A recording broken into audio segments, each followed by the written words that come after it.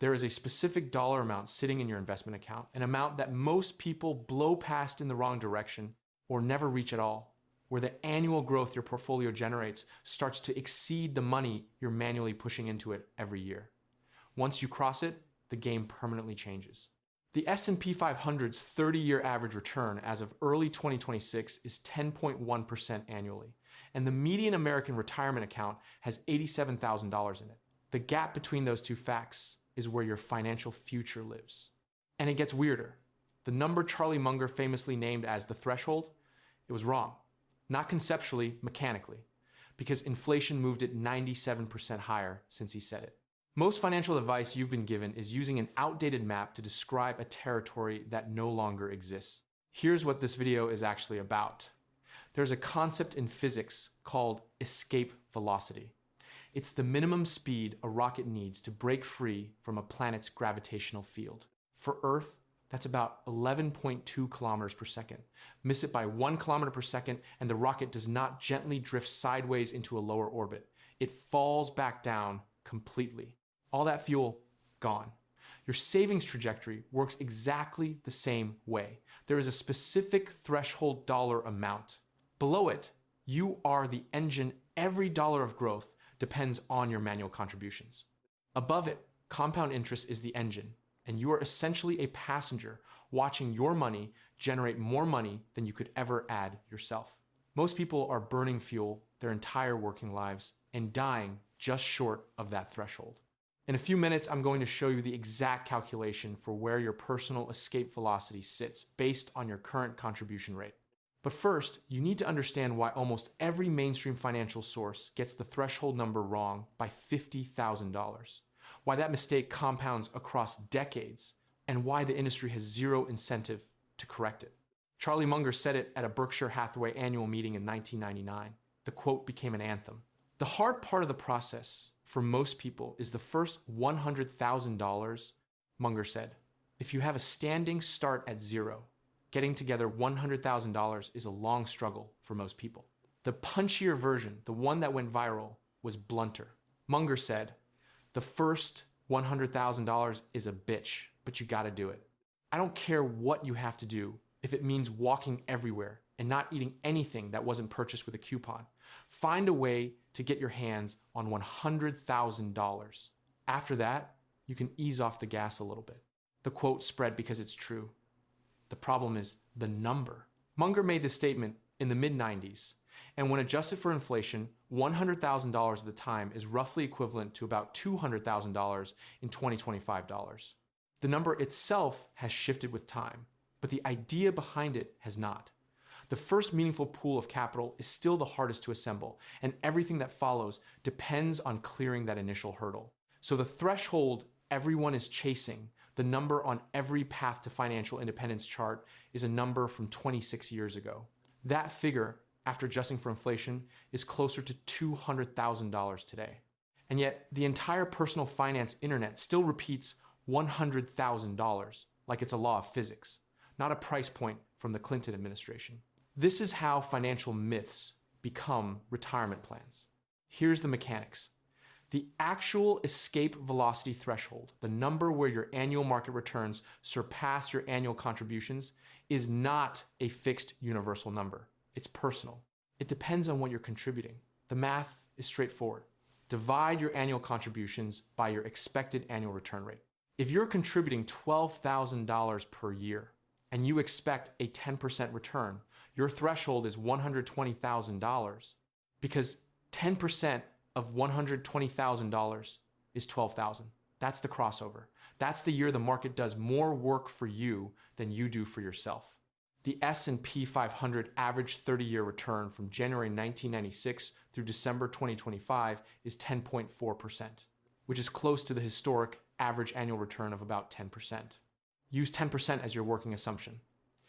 It's what 50 years of data consistently delivers for patient, diversified investors.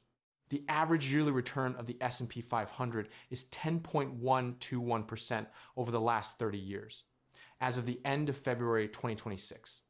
Assuming dividend reinvestment, now here's where the numbers start to bite. The average retirement savings for all families is $333,940. The median is $87,000. The average is inflated upward by the top few percent.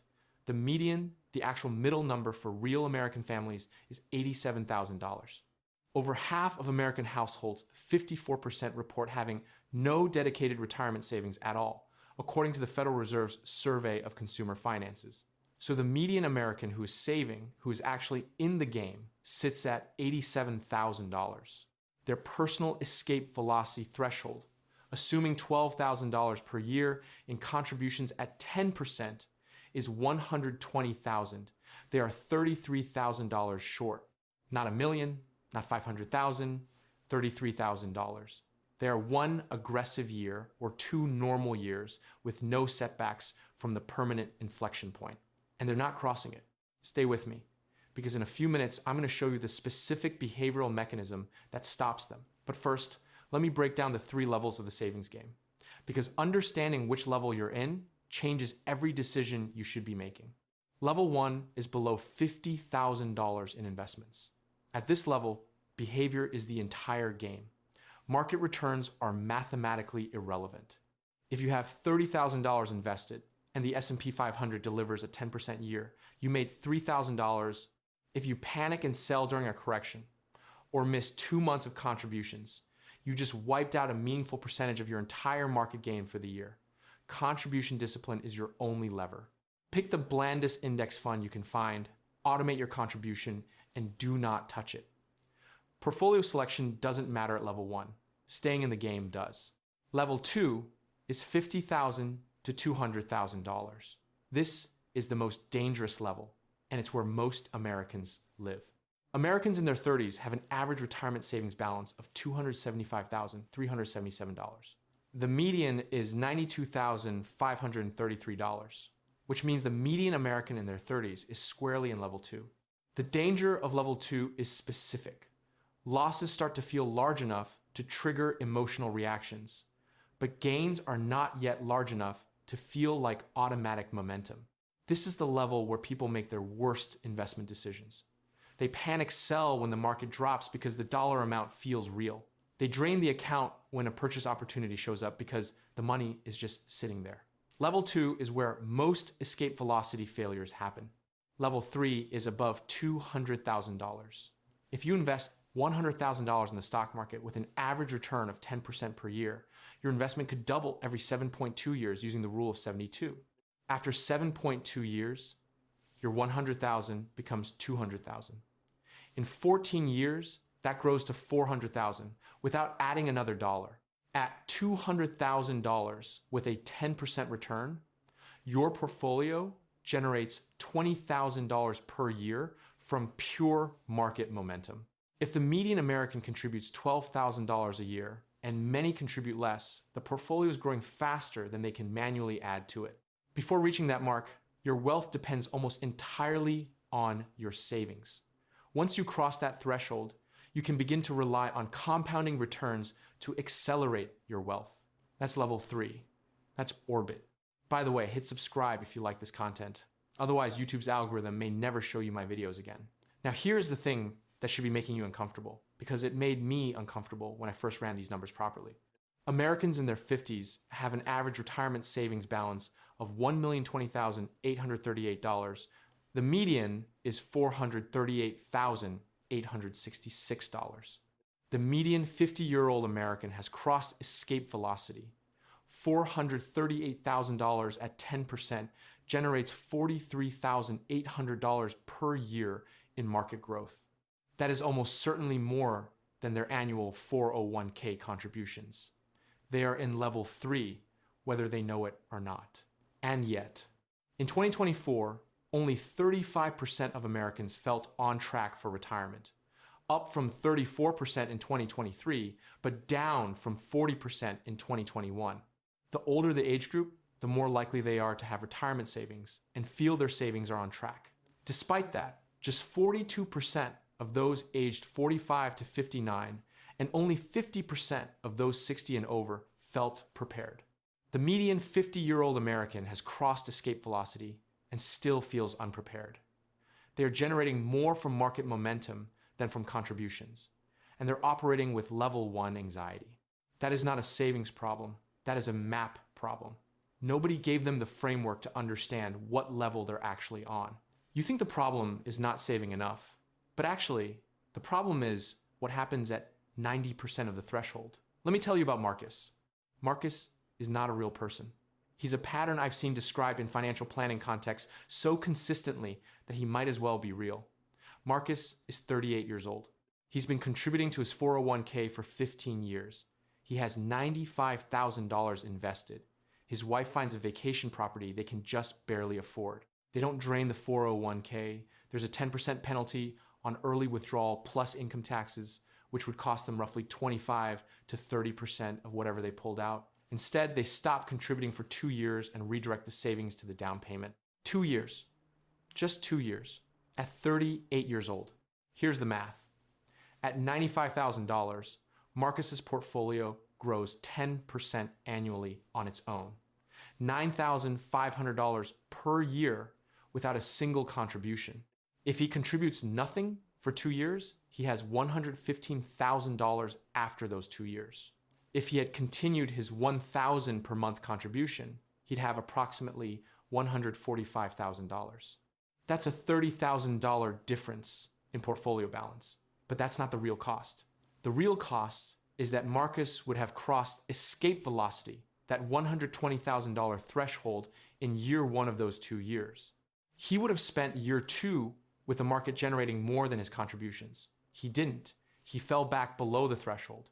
He's back in level 2. Extrapolate the 2 trajectories forward to age 61, 23 years, at 10% annual returns with resumed $12,000 contributions.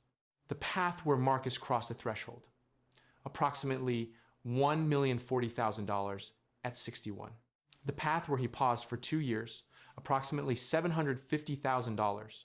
The 2-year pause on the wrong side of the threshold cost Marcus $290,000 at retirement, not because he withdrew the money, because he delayed crossing the inflection point by 2 years and lost the compounding momentum of those years.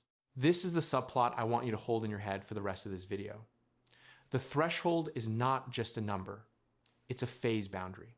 In chemistry, phase boundaries are the specific temperatures and pressures where a substance changes state from solid to liquid, liquid to gas. The transformation happens at a precise point, not gradually. Your savings trajectory has a phase boundary. Cross it and you're a different kind of investor. Miss it and you're doing the same work for dramatically different returns. Every dollar saved carries the full burden. There are no returns, adding momentum, no compounding quietly building in the background.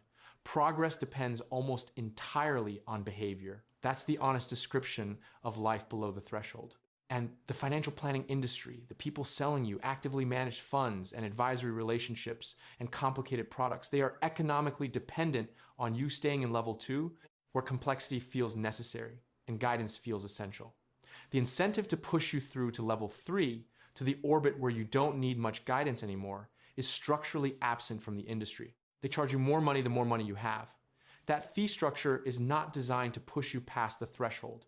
It's designed to extract value from the journey. Here's where this gets genuinely interesting, and where the $50,000 gap in the title becomes most painful. The people who do successfully cross escape velocity, who finally accumulate $150,000, $200,000, $250,000, frequently make one specific mistake immediately after. They start getting calls from wealth management firms. They start hearing that their assets deserve professional management. They start wondering if 15 years of index fund investing was naive. And they sign up for an advisor who charges 1% of their assets annually. 1% sounds modest. Take a $1 million portfolio growing at an annual rate of 7% over 30 years. The reality?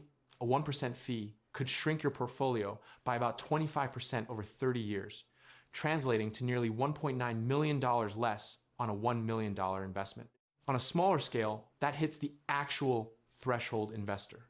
Imagine a $500,000 portfolio growing at a steady 7% annual return. Over 25 years, without any fees, this portfolio could grow to approximately $2.71 million. With a 1% annual management fee, the portfolio would only grow to about $2.15 million, a difference of $560,000. They finally crossed escape velocity, and they immediately hired someone to take a percentage of the fuel. A 1% fee can reduce your portfolio's value by 28% over a 30-year period. A 2% fee can reduce your portfolio's value by over 40% in the same time frame. And to be precise about what the ongoing fee structure looks like at scale, the median fee sits at 1.02%, or about $10,200 annually on $1 million portfolio. But when you include fund expense ratios and platform fees, the total cost can climb to around 1.65% or $16,500 per year. Now compare that to the cost of a low-cost index fund. Expense ratios are the most controllable variable.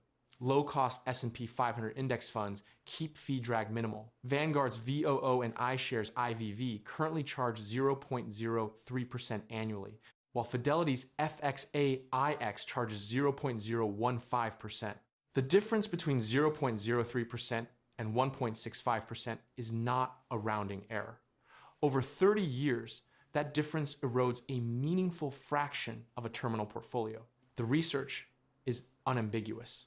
Passive investing has proven to beat active investing time and time again, but finding the lowest cost provider is essential. I'm not allergic to financial advisors. I've worked with accountants and lawyers for over a decade running my own business. I have hundreds of thousands of dollars invested with real skin in the game, and the tax structuring I learned from professionals around me was worth every dollar I paid them. But I paid them flat fees for specific advice, not a percentage of my net worth forever. That distinction matters enormously.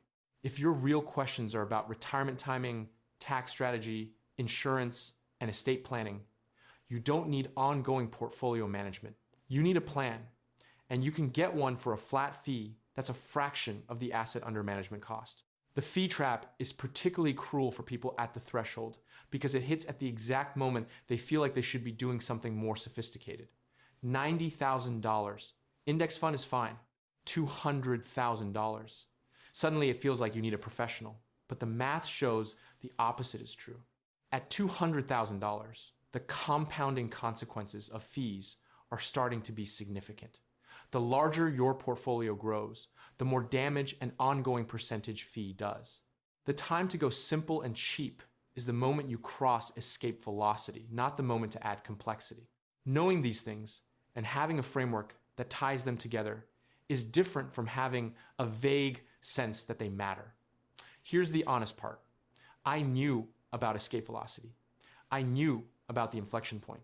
What I didn't have for a long time was a system that translated all of it, the threshold, the withdrawal math, the sequence of returns risk, the insurance gap before Medicare, into a specific date. So I built one. I wrote a book called The Exit Code. It's 8 chapters, 50 years of retirement data, no filler. 2 things in it connect directly to today's topic. First, what I call the 4% trap. The reason the standard withdrawal rate that advisors have sold people for 30 years breaks down at exactly the wrong moment, and the dynamic withdrawal method that replaces it. Second, the 58% rule, the data showing that a substantial share of Americans are forced out of work before their planned retirement date, usually through health issues or layoffs, and the specific buffer you need to protect yourself from that scenario. Both mechanisms only become relevant once you've crossed escape velocity. They're level 3 problems. It costs less than a dinner out through the link in the description. Let me put this all together with a real scenario. David is 41 years old. He earns $85,000 per year. He has been contributing consistently since his late 20s and has $127,000 across his 401k and a small brokerage account. He contributes approximately $12,000 annually between his own contributions and the employer match his company provides. At 10% annual returns, David's $127,000 portfolio generates $12,700 per year in pure market growth. His annual contributions are $12,000. He has just crossed escape velocity barely this year for the first time in his investing life.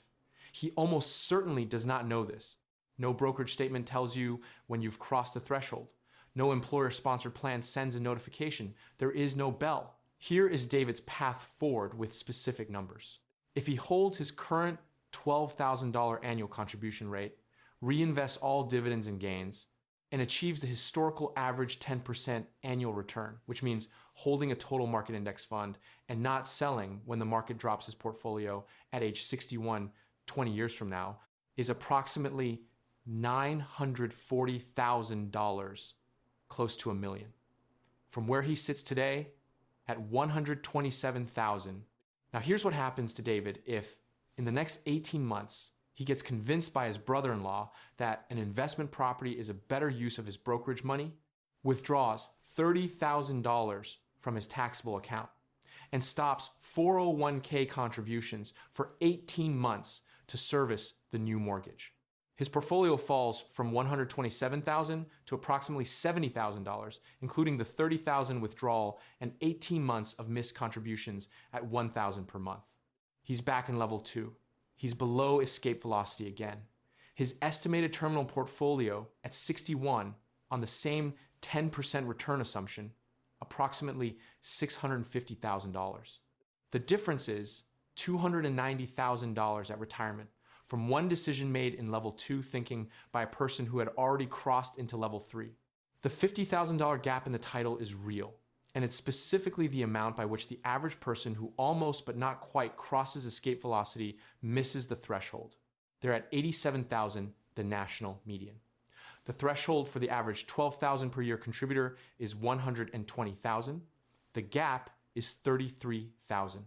Round up for life noise, fees, bad months, behavioral slippage. 50,000, that's the number in the title.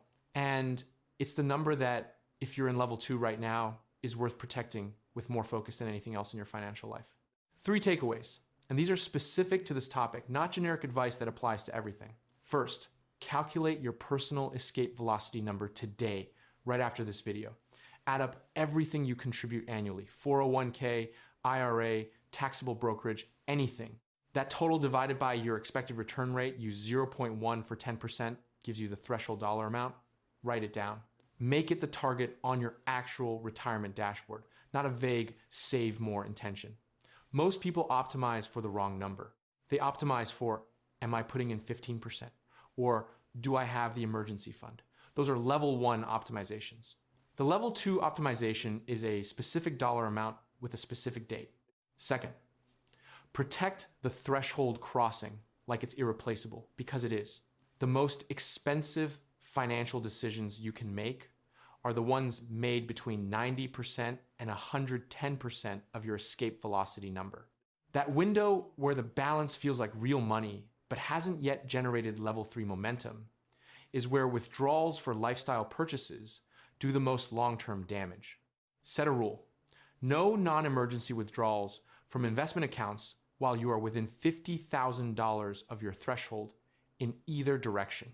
The compound costs of crossing and uncrossing that line repeatedly is measured in hundreds of thousands of dollars at retirement age. Third, the moment you cross escape velocity is precisely the wrong moment to add ongoing percentage fees. That is the moment to go simpler, not more complex.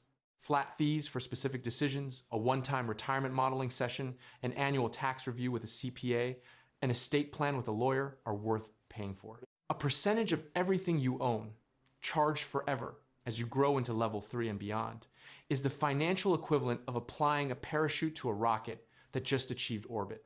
Get the advice. Pay for it by the hour. Keep the compounding.